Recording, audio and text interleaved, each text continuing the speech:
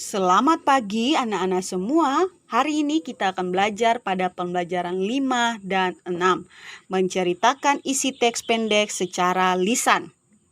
Nah, untuk menceritakan isi teks pendek secara lisan, ada beberapa cara. Yang pertama, bacalah atau dengarlah teks dengan seksama.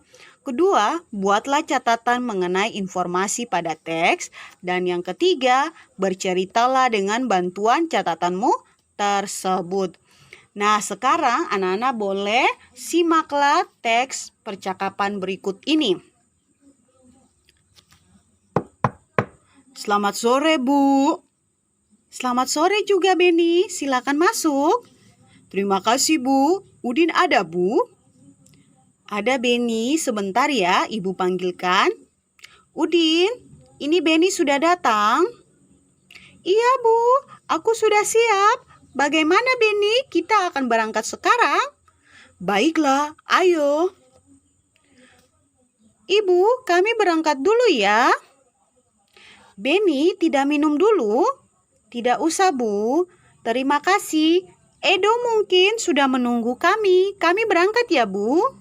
Iya, nah. Hati-hati di jalan ya. Iya, Bu. Nah, dari teks cerita tadi, kalian diminta untuk terlebih dahulu menemukan isi teks cerita tersebut. Setelah itu, kalian ceritakan kembali isi teks cerita tersebut secara lisan di hadapan gurumu. Bisa tidak?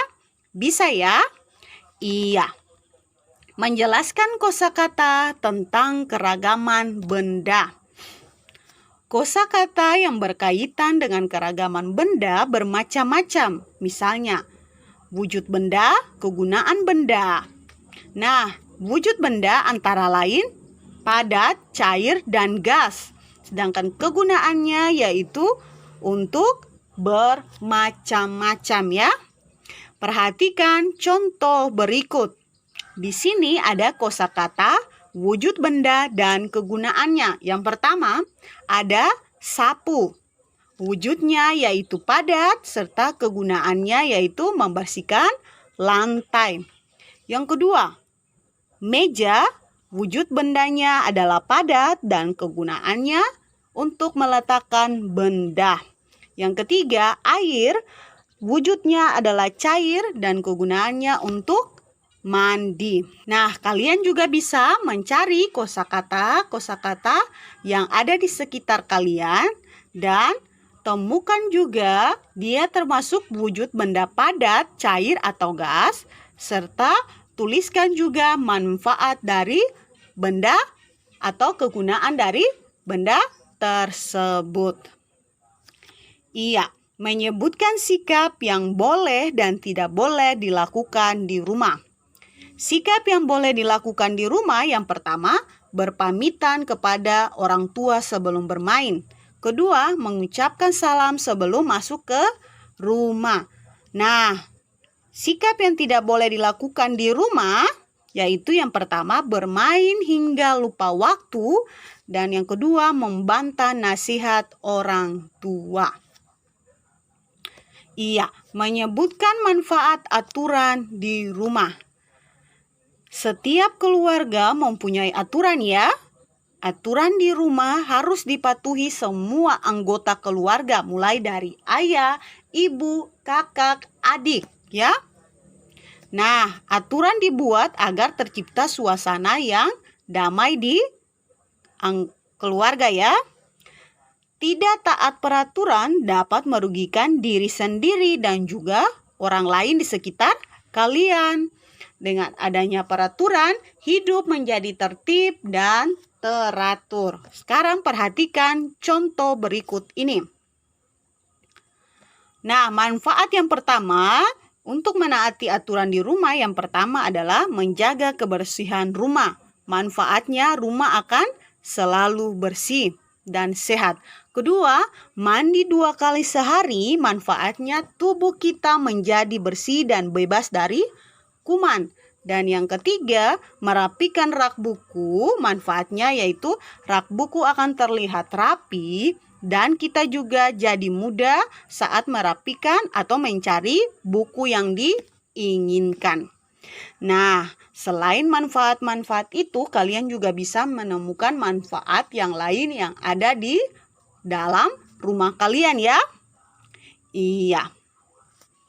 Menentukan perkalian dengan hasil tertentu. Sebuah bilangan dapat merupakan hasil kali dari bilangan-bilangan yang berbeda. Penyelesaian soal dapat dilakukan dengan cara, yaitu yang pertama bantuan gambar dan yang kedua bantuan tabel perkalian. Nah, untuk bantuan gambar kalian bisa lihat pada layar ya. Iya. Nah, sedangkan untuk tabel perkalian bisa dilihat juga pada layar.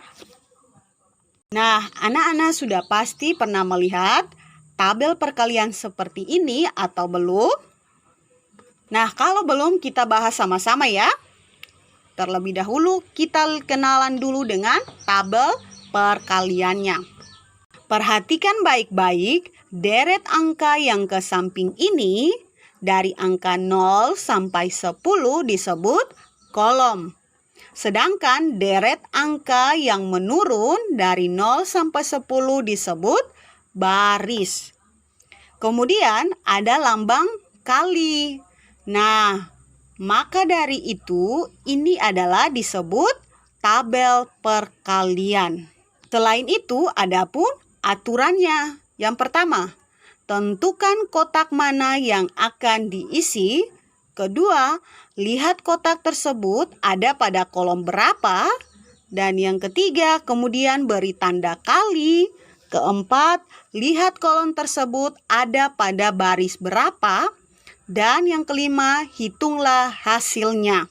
Nah, di sini Ibu Mina sudah berikan contohnya ya, atau sudah sediakan contohnya. Boleh dilihat pada layar ya. Ya, contohnya bilangan yang tertutup bola adalah titik-titik. Nah, cara penyelesaiannya yaitu menggunakan aturan ya. Kita lihat pada yang pertama, yaitu tentukan kotak mana yang akan diisi. Nah, kotak yang akan diisi ya di sini adalah kotak yang berisi bola ya. Kita mau tentukan bilangan di dalam bola tersebut atau di balik bola tersebut adalah bilangan berapa ya? Iya. Kedua, lihat kotak tersebut ada pada kolom berapa? Iya, kotak tersebut berada pada kolom 1. Berikutnya, kemudian diberi tanda kali ya. Setelah itu, lihat kotak tersebut ada pada baris berapa. Nah, barisnya di sini adalah baris ke-7. Dan yang terakhir, hitunglah hasilnya. Jadi, 1 dikali 7 hasilnya adalah 7. Nah, bilangan yang tertutup bola adalah bilangan 7. Iya, bisa memahami? Bisa ya anak-anak ya? Iya. Nah, selain itu ada contoh lain. Anak-anak bisa lihat pada layar ya. Sudah ditampilkan. Iya. Nah, dari situ kalian juga bisa menemukan bilangan yang dikalikan hasilnya akan tetap sama ya. Walaupun bilangannya berbeda tapi hasilnya tetap sama. Perhatikan pada contoh berikut ya. Di sini ada hasil 18 dan 32.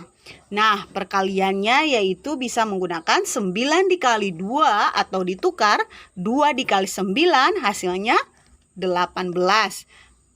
Bisa juga 6 dikali 3 atau 3 dikali 6 hasilnya 18. Sedangkan untuk hasil 32 bisa digunakan 1 kali 3 atau 3 dikali 1 hasilnya 32 dan 8 dikali 4 atau 4 dikali 8 hasilnya 32. Nah, itu bentuk perkalian walaupun hasilnya sama ya. Iya. Selain itu, anak-anak bisa temukan bentuk perkalian yang berbeda tetapi hasilnya sama ya. Iya, cukup sekian pembelajaran hari ini dan jangan lupa menyelesaikan soal cerita pada buku pena kalian ya. Iya, selamat pagi dan selamat beraktivitas.